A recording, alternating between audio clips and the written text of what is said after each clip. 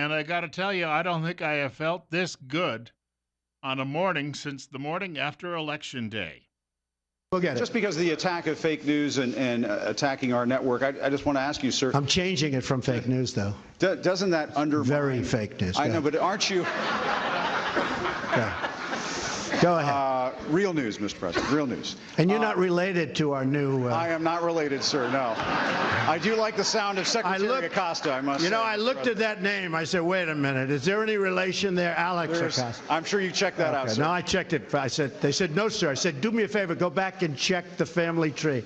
Okay. But aren't you concerned, sir, that you are undermining the people's faith in the First Amendment, freedom of the press in this country, when you call stories you don't like fake news? Why not just say it's a story I don't like? I do that. When you call it fake news, you're undermining confidence in our news media. Here's the thing. Isn't okay, that important? I understand what you... And you're right about that, except this. See, I know when I should get good and when I should get bad. And sometimes I'll say, wow, that's going to be a great story. And I'll get killed. I know what's good and bad. I'd be a pretty good reporter, not as good as you. But I know what's good. I know what's bad. And when they change it and make it really bad, something that should be positive, sometimes something that should be very positive, they'll make okay. They'll even make it negative. So I understand it. So because I'm there, I know what was said, I know who's saying it, I'm there. So it's very important to me. Look, I want to see an honest press. When I started off today by saying that it's so important to the public to get an honest press. The public doesn't believe you people anymore. Now, maybe I had something to do with that. I don't know. But they don't believe you.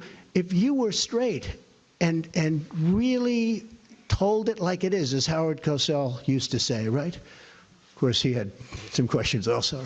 But if you were straight, I would be your biggest booster. I would be your biggest fan in the world, including bad stories about me. But if you go, as an example, you're CNN, I mean, it's story after story after story is bad. He said to them, the public doesn't believe you anymore. In other words, there's no trust in what you people in media are doing. I was driving home yesterday. I had to stop at the dry cleaners and at the bank, and during the course of the drive, I was just stunned that this news conference was still going on. It used to be if Barack Obama had a news conference, he might take 3 questions if it lasted an hour, and then he would filibuster so he could keep it to a minimum. Donald Trump stood there for nearly an hour and a half yesterday, going back and forth with media, albeit his first half hour was an opening statement and laying down some ground rules, but it was followed by this wild Q&A session. And as I was driving home, I was listening, and it was striking just how the media just cannot seem to realize they're being gobsmacked. And that this guy is just, it's like a cat playing with a mouse. He's just batting them around. And then afterward, you know, they all started in saying, well, Nazi Trump trying to trample all over the First Amendment. How? Where? Give me a break here. And I'm driving home and I'm listening to this. And here's where I think that we get into this discussion about what's true and what's fake news. At one point, a reporter got up and she was asking Mr. Trump a question. Now, we're not saying that just because you hear someone's voice, you can tell if they're black or white, but certain people have different accents from the neighborhoods they come from.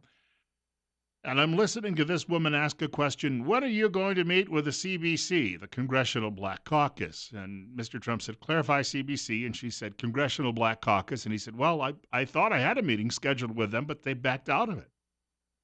And then he went on to say to her, maybe you could help me set it up. Now, media is just infuriated because they're saying that's racist. He thinks a black reporter can set up.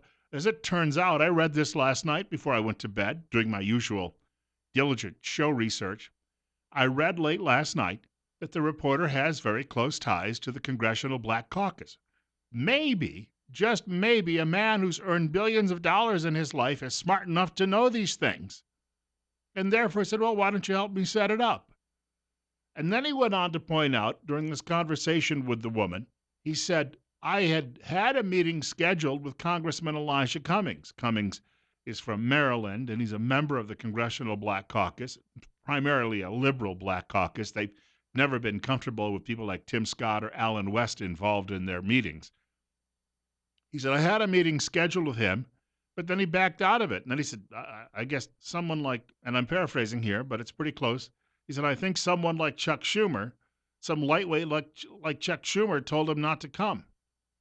Now, he didn't say Chuck Schumer ordered him not to. Schumer serves in the Senate. And, of course, Cummings serves over in the House. But Trump is just saying somebody like a lightweight like Chuck Schumer apparently told him not to do it. So later in the day, Cummings comes out all with, the indignation and the huffing and puffing and the media there, just so they can share everything Elijah Cummings has to say. And he says, Mr. Trump is a liar. Well, he doesn't say it like that.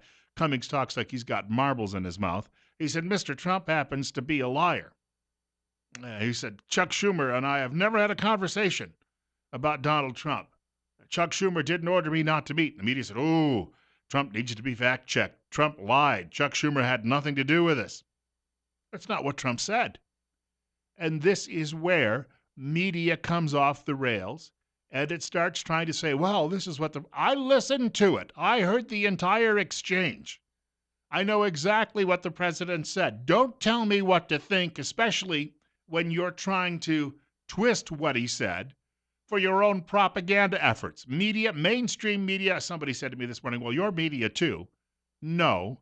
Media itself, when I get into these arguments, will say, oh, well, you're media too. But they don't really consider me one of them. It depends on what they're arguing about at the time. They'll claim I am if I'm criticizing them in a situation like this when we've got them by the short hairs because we have the evidence of what they do. But they really don't look at what I do as being the same thing. And let's be honest, what I do is vastly different than what they do over in the mainstream media. And all of talk radio, conservative talk radio, is vastly different. We are an alternative source, but we're pulling the curtain back and showing you what's really going on with these people. And that infuriates them. It infuriates them that Donald Trump called them on it. And this is why media, the respect for media in this country is so low. Because people see them as about the same as a garden slug or worms crawling in the ground and eating away at dead carcasses. And it's a pretty apt analogy. And all this screaming and yelling media does that Donald Trump is out to squelch the First Amendment. How? Is he locking them up? Is he having someone handcuff them on their way to the news conferences and hold them? Is he having people drive by their house at night and intimidate them? None of this stuff is going on. However, if the day ever comes where tens of thousands of these people end up swinging from lampposts because of the boy who cried wolf syndrome going on, the public isn't going to care a whit about what happens to them. And they don't seem to be able to process that. It's 8:15. Bill Colley with you on Top Story on News Radio 1310 KLIX and newsradio1310.com. Telephone number if you'd like to reach our program, 736-0300. That's 736-0300. We have a caller. Caller, you're up next on KLIX. Good morning, Bill. Rush aired this thing during his program, and I was just excited. We've talked before. I was not a very big Trump fan, but I was anything but Hillary. And the more and more he does, the more and more excited I get. And I wish he would actually do this more often, because what the media didn't realize is he was doing the same thing to them politely as they do to him behind his back viciously. I mean, he used, on that Elijah Cummings one, he used an innuendo. It was his opinion. He didn't say it happened. He says, I suspect. Right. Okay. And that's what they do on a daily basis, and that's news. But because he did it to their face, he's just mean. Well, and another part of this is, the op-ed page of the newspaper where you see the columnists with their opinions and the editorialists or talk radio, we give opinions. Benita Baeza, on the other hand, just reads news, and he gives straight news, and he doesn't offer his opinions in the news.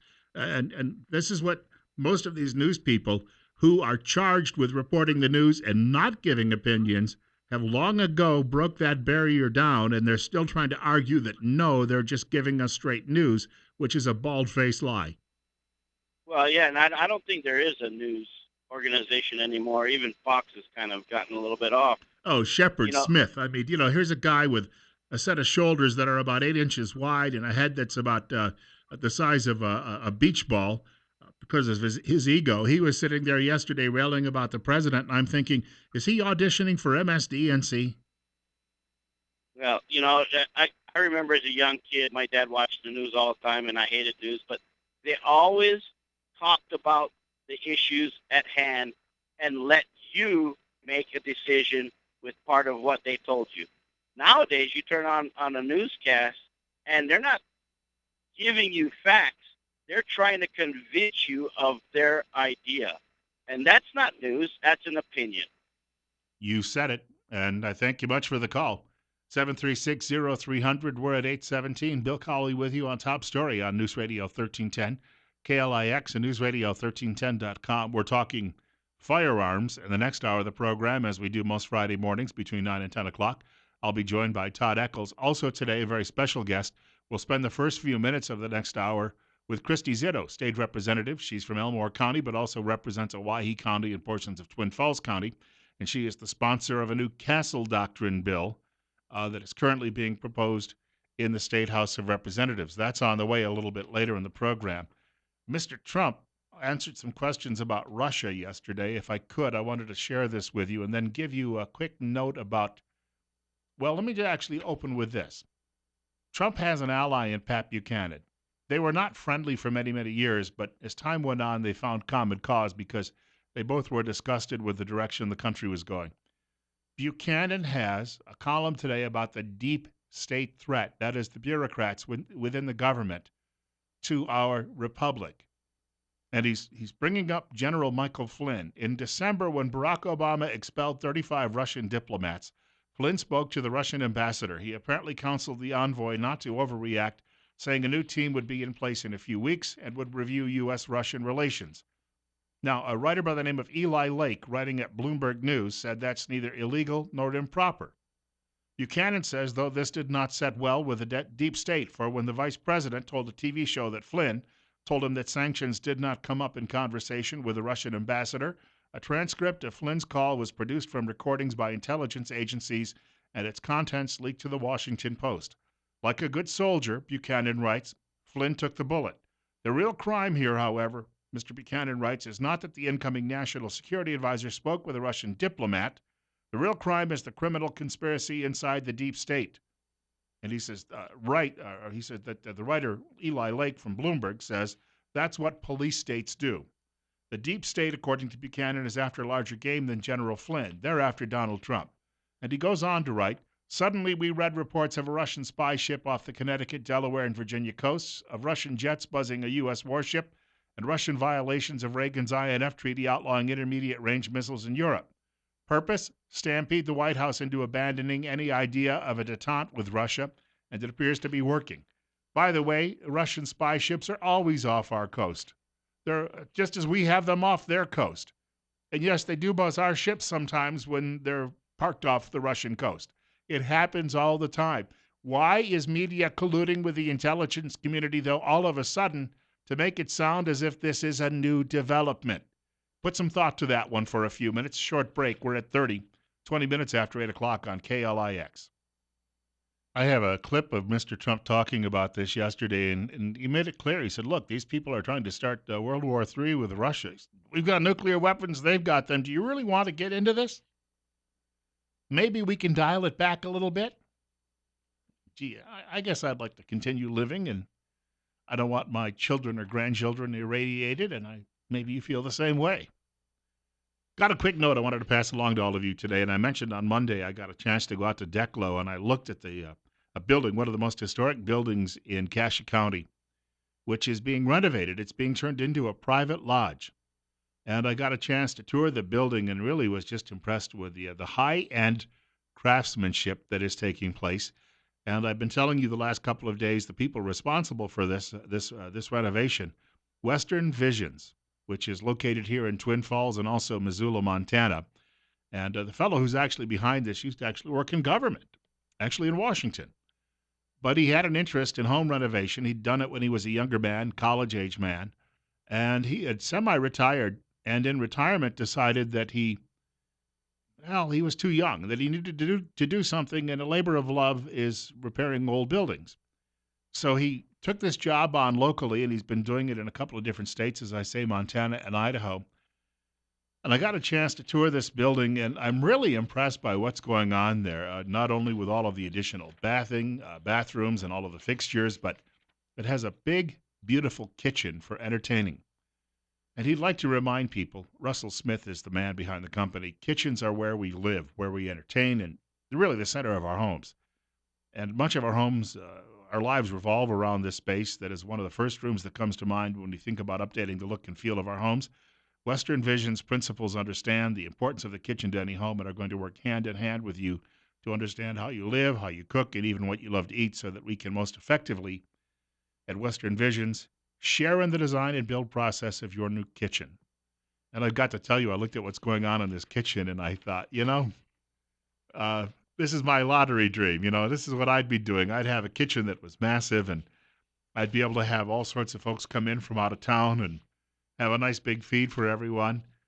Put it on my bucket list, of course. But if you are thinking along these lines and you'd like something done like this, and it's really, it's the height of luxury. If you'd like something done like this, check out the website, western-visions.com. Again, the website address, western-visions.com. Bill Colley with you this morning on Top Story on News Radio 1310, KLIX and newsradio1310.com. Donald Trump speaking to reporters about Russia yesterday during his marathon news conference. And I can tell you, speaking for myself, I own nothing in Russia. I have no loans in Russia. I don't have any deals in Russia. President Putin called me up very nicely to congratulate me on the win of the election. He then called me up extremely nicely to congratulate me on the inauguration, which was terrific. But so did many other leaders, almost all other leaders from almost all other countries. So that's the extent. Russia is fake news. This is fake news put out by the media. There you go. There's this opinion. Now, he said, I don't have any investments in Russia. You know what's now going to happen. Media is going to be checking in to see if he owns any mutual funds that might have put some money into a Russian company or somewhere. The thing is, I remember when I got involved with the Voyager Fund in the early 1990s. I didn't ask where all the money was going, where it was. I just would look at the statements every few months and go, ooh, wow. So there'll be somebody out there who'll dig into this and they'll say, well, Mr. Trump has a mutual fund that he invested in 1984, and that mutual fund is baking pizza pies somewhere in Siberia. Therefore, he's lying and must be impeached. That's what's coming next with all of this. And you have this deep state, you have the media in collusion, you've got Democrats working with all of these fellow travelers to protect what they had. They don't care that this country is $20 trillion in debt and may never be able to get out from under that. They don't care that the rest of us are covering for them, paying the large benefits that all of these bureaucrats get as government employees. They don't simply care because they love the money, they love the power, and eventually, when the whole edifice comes crashing down because of the debt, they're all able to jump in an airplane and fly somewhere else and live comfortably. We're left here holding the bag. This is what this battle is really all about. So they don't care if your job goes overseas. They don't care that you're picking up the tab for their pensions, their huge pensions that they're all going to receive for the next 40 years after they retire. They don't care that you're picking up the tab for all of their health care expenses now, and you will do that until they retire. They simply don't care. It's all about them. Mr. Trump is getting in the way. This is why, if they couldn't get Hillary Clinton, they would have preferred someone like Jeb Bush. Hi, I wanted to call a news conference today. I'm exciting like my father and brother were. We are big hits at parties in the Bush family. It is good to be here. Ha, ha, ha. Now I am going to say a few words that will be the least offensive words to the greatest amount of people, including all of you in the media. Ha, ha, ha. Because I wouldn't want the media to write anything bad about me. People then might not think that I'm compassionate. Ha, ha, ha. I am compassionate. I married a woman from the third world. I love immigrants. I'm commanded to love immigrants. We should have more of them here. Then all of my wealthy Wall Street friends can actually drop wages a bit more, and then they can enrich themselves and give me more campaign cash. Ha ha ha.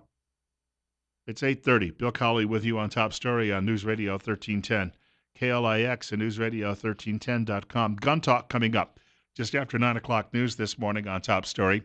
In the meantime, next Wednesday on our program, we'll be joined by one of the medical professionals from Tripp Family Medicine right here in Twin Falls. We do it every Wednesday between 8:30 and 9 o'clock. It's your opportunity to actually ask a medical pro some questions, and it won't cost you anything. Dr. Tripp's office is still looking for new patients, and they can often see you on the very same day if something ails you when you get out of bed in the morning. The office is located on Fillmore Street in Twin Falls, directly across from the main post office. And remember this, life's too short not to feel good.